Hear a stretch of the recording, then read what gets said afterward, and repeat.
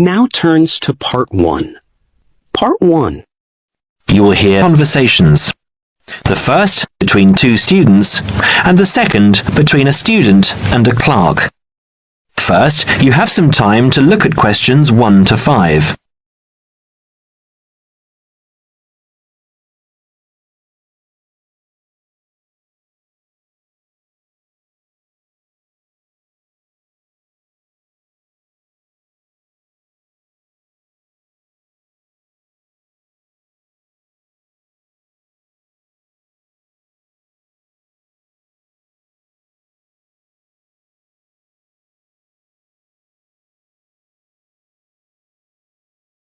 Now we shall begin. You should answer the questions as you listen, because you will not hear the recording a second time. Listen carefully and answer questions 1 to 5. Hi, it's Mike, isn't it? Yes, and you're... Phoebe. Phoebe, right. Where are you headed? I'm looking for the main hall. So am I. Are you going there to register for next year? Yes, I was told to go to administrations and fill in an application form. That's what I'm about to do. I went to information and they told me it was at the end of this corridor. Then we have to turn left and immediately right. That should lead us to the exit, where opposite we should find the entrance to ground level main hall. It's a big old red building. From there we need to go to the first level and then follow the signs. Apparently it's the second office opposite the foyer. It would be pretty hard to miss. That sounds easy. It shouldn't be too hard to find. Well, since we're both heading in that direction, let's go together. Hopefully it won't take too long. I haven't had anything to eat and I'm starving. Me too. Well, how about I go to the canteen and get us something while you make your way to the main hall? I'm sure there's going to be quite a wait. There always is. I can meet you there. Sounds like a good plan. What do you want me to get you? How about a chicken and salad roll and a drink? Okay. What if they don't have a chicken and salad roll? Anything similar, like ham and salad, or just plain salad and cheese. Oh, and don't forget the drink. I feel so dehydrated. No problem. What type of drink? I don't know. How about a Coke? No, nothing like that. Something healthier. An orange juice? They're usually full of sugar unless you get it freshly squeezed. Water? Yes, that's perfect. Here, take £2. That should cover it. If it's more, I'll give it to you when you get back. I only have a 20, and you know that they get cranky if you give them large notes. Okay, see you in 5 minutes. Before you hear the second conversation, you have some time to look at questions 6 to 10.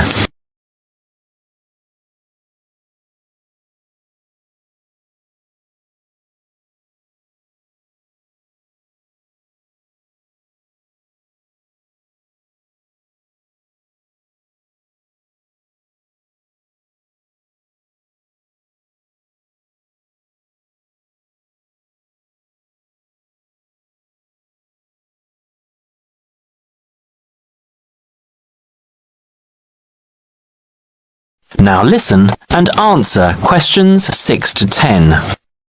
Hi, I'm here to register for first year economics. I'll just have to fill out this form for our records. What's your name? Phoebe Payne. Can you spell that for me? Sure. P-H-O-E-B-E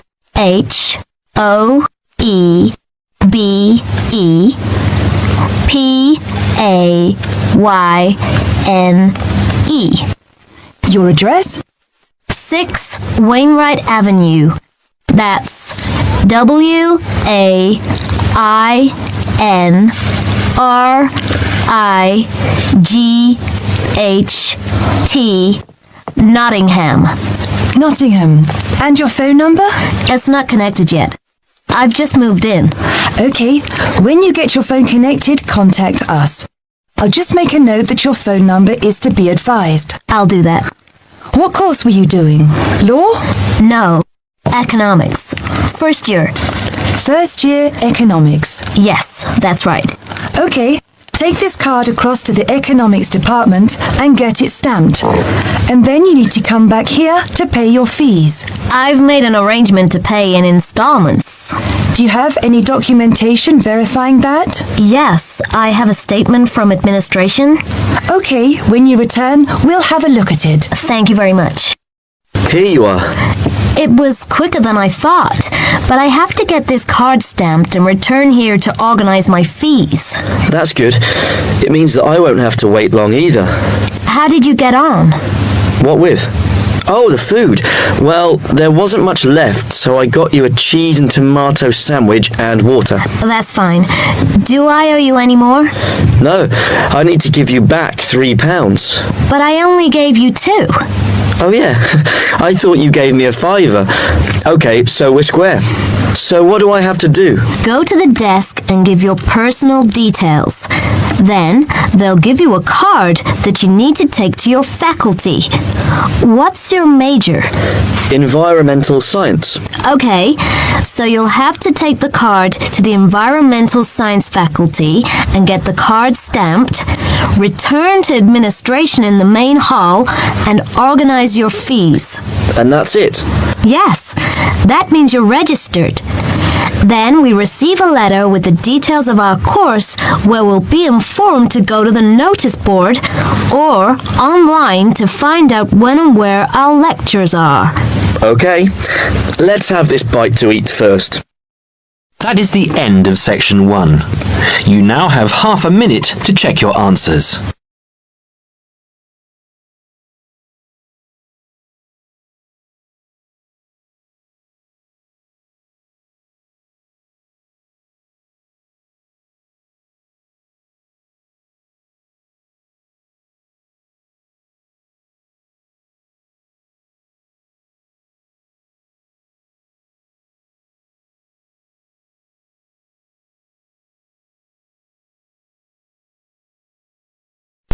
Now turns to Part 2. Part 2. You will hear a talk by a tour guide. First, you will have some time to look at questions 11 to 17.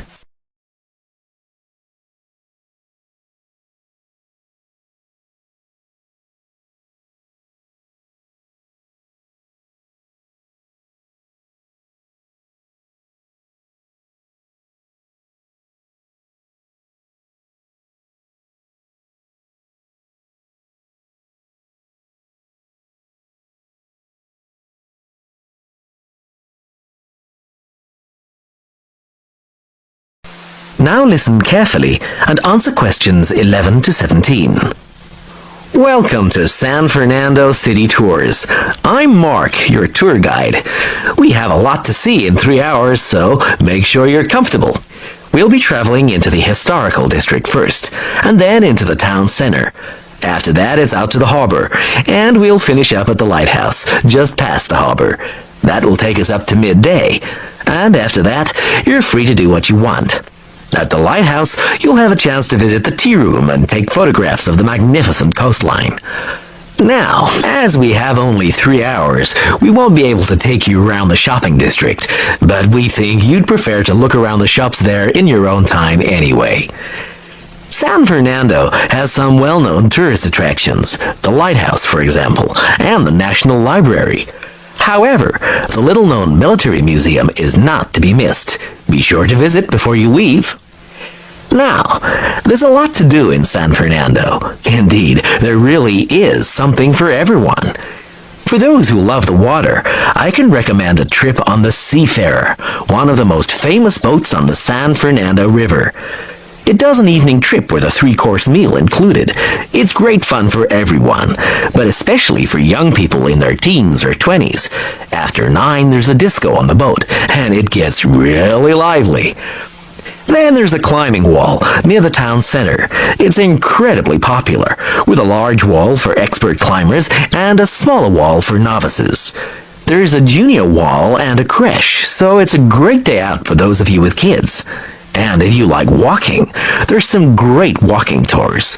The City Sights tour is highly recommended, as is the walking tour by the coast. But that one's only for the fit, not really suitable for children or the elderly. For more mature people, or those less able to get around, I would suggest a tour around the vineyards. It can be done in the luxury of a coach, and it's a wonderful way to explore the region's wines. Before you hear the rest of the talk, you have some time to look at questions 18 to 20.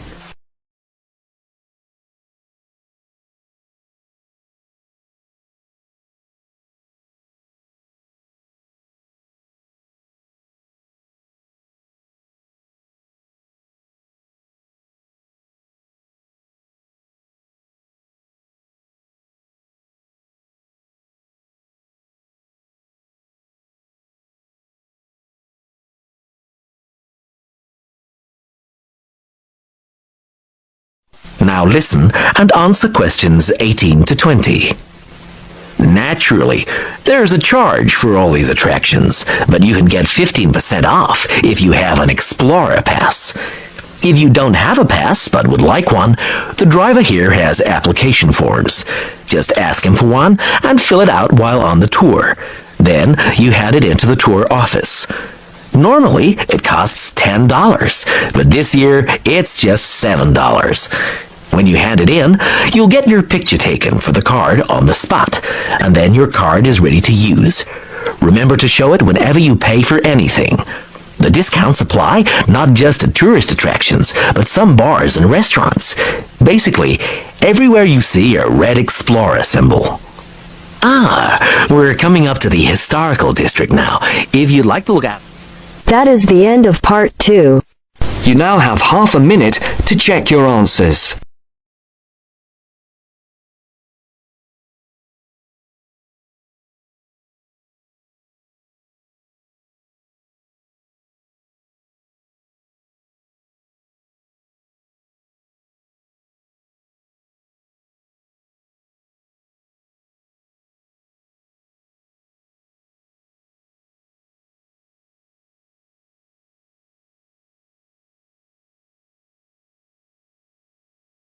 Now turns to Part 3. Part 3.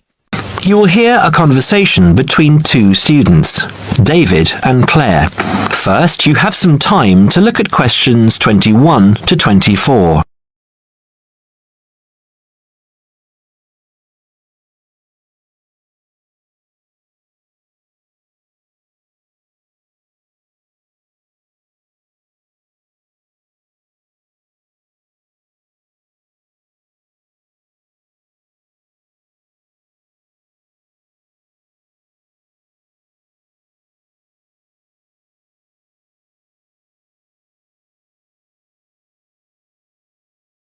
Now listen carefully and answer questions 21 to 24. Hi, David. How are you going with your history studies? Very well. I've actually finished it. That's great. What era did you write on? I researched Roman London, something I never thought I'd be interested in. That sounds interesting. I wanted to tie it into the work I've been doing on engineering, and I found it fascinating and learned many things along the way.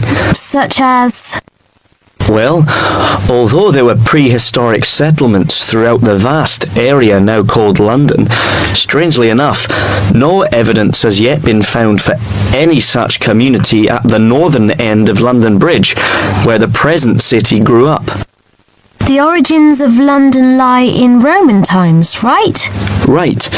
When the Romans invaded Britain in 43 AD, they moved north from the Kentish coast and traversed the Thames in the London region, clashing with the local tribesmen just to the north. It has been suggested that the soldiers crossed the river at Lambeth, but it was further downstream that they built a permanent wooden bridge, just east of the present London Bridge. In more settled times, some 7 years later. As a focal point of the Roman road system, it was the bridge which attracted settlers and led to London's inevitable growth. So, London Bridge has been there for hundreds of years? Yes, and though the regularity of London's original street grid may indicate that the initial inhabitants were the military, trade and commerce soon followed. The London Thames was deep and still within the tidal zone, an ideal place for the berthing of ships. What other industry did they have? Well, as the area was also well drained and low-lying, it was geologically suitable for brick making. There was soon a flourishing city called Londinium in the area where the monument now stands. Londinium? That's Latin. That's what I thought too, but the name itself is Celtic, not Latin, and may originally have referred merely to a previous farmstead on the site. Before you hear the rest of the conversation, you have some time to look at questions 25 to 30.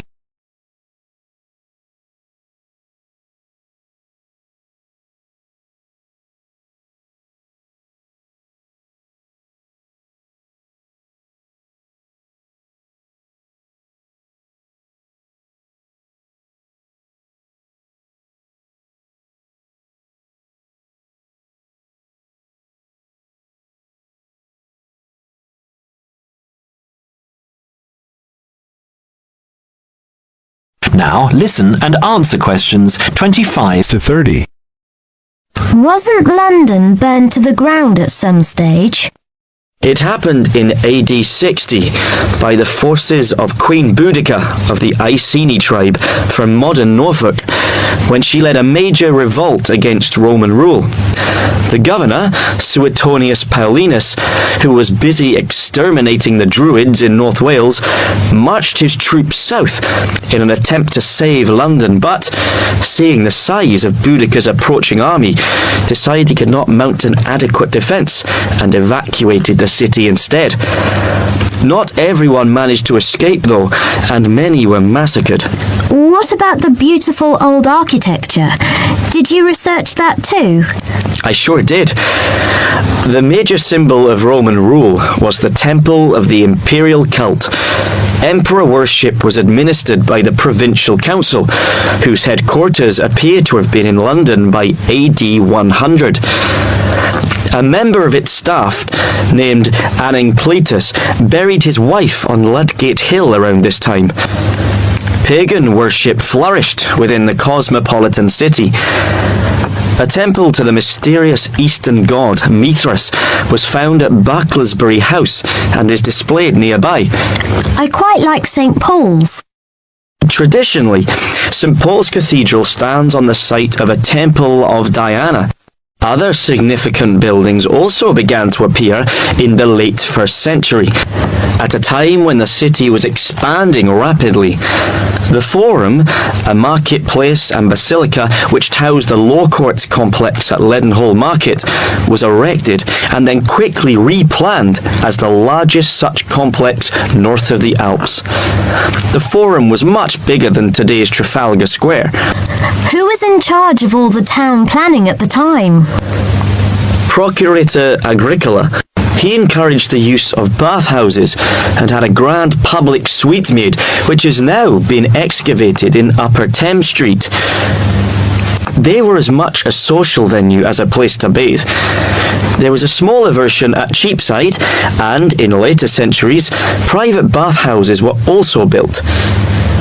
Another popular attraction was the wooden amphitheatre, erected on the northwestern outskirts of the city. It's possible that gladiatorial shows were put on here, though lesser public sports, like bear baiting, may have been more regular. I thought that happened mainly in the Colosseum in Rome, but I guess London being settled by the Romans explains their lust for blood. By about AD 200, the administration of Britain was divided in two. York became the capital of Britannia Inferior and London of Britannia Superior. Around the same time, the city also acquired its famous walls, probably about 20 foot high. Why did they build such high walls?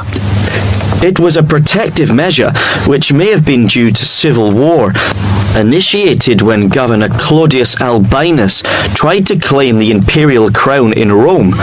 Was paganism still predominant then? Yes, but Christianity appears to have reached the province at an early date, and only a year after the religion became officially tolerated in the empire. London had its own bishop, Restitutus, who is known to have attended the Imperial Council of Arles. You really delve deep. I think you'll do well on your tutorial paper. Good luck, David. Thanks. That is the end of section 3. You now have half a minute to check your answers.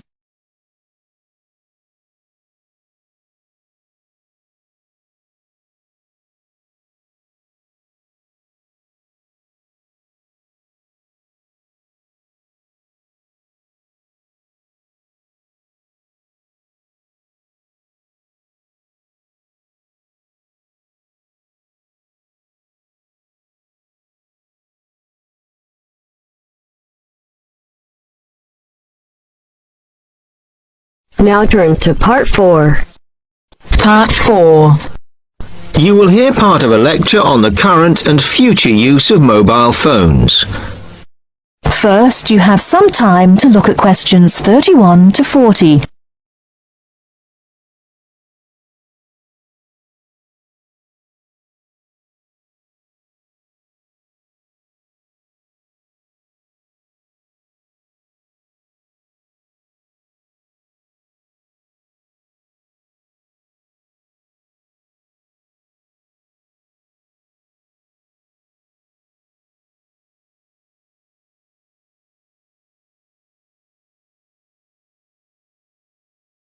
Now listen carefully and answer questions 31 to 40. Okay, now today we're looking at changes in communication, and specifically changes that have just happened or are likely to happen in the next few years.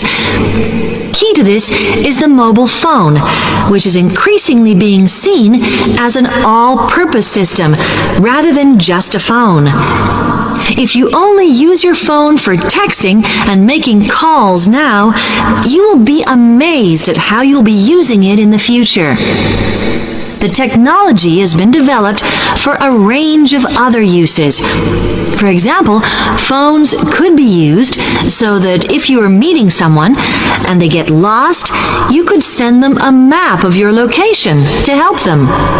This will save all those complicated explanations over the phone and our poor friends or colleagues trying to drive and find out where they are at the same time. And if you get bored waiting, or if you're traveling, for example, you will soon be able to see TV news on your phone as it is actually being broadcast. This means that you won't have to miss any of your favorites if you were away for a few days. Most people have got used to texting now, and young people send pictures to each other. But what is exciting is the possibility of putting music with them before you send them. And it's not all frivolous. Phones are going to become even more critical in business and education. Some recent developments have a highly practical usage. So, for example, as lecturers, we will be able to send everybody a text to let them know if lectures have been canceled. And the new phones could have a further use in education, as well as business, as they will enable us to go to any destination, such as when we are doing a field trip, for instance, and from there to send data directly to a computer so that we can access it when we get home. This means we will no longer be limited by what the phone can store. And it's interesting to look at the different ways that men and women use phones now, as that does affect how the technology will develop. Some research has been done on how people use phones, and some of the results are surprising. One of the increasing usages of mobile phones is to get all sorts of data, such as phone numbers, the weather, train times, etc. And while there's been an attempt to set up connections with things that women might be interested in accessing, it is overwhelmingly men who do this. But what about the traditional use of a phone? To speak to people? I suppose we would predict that it is mainly women who use phones as a method of contact for friends and family. But, in fact, the genders exploit this facility equally. I've spoken about the increased business usages that phones will offer, and I suppose we would associate this usage with men. The survey picked up, though, that women are often working from home or catching up with work in the evenings, so they use phones in this way as much as men do. Most of us are aware we can store photos on our phones. It's an ideal method of capturing a moment wherever you are. Women tend to be the group that keep photos on their phones, but it seems that men use their phones to actually take pictures much more than women do. And of course, all this knowledge affects the marketing that the companies will do in order to sell the phone. That is the end of part 4. You now have half a minute to check your answers.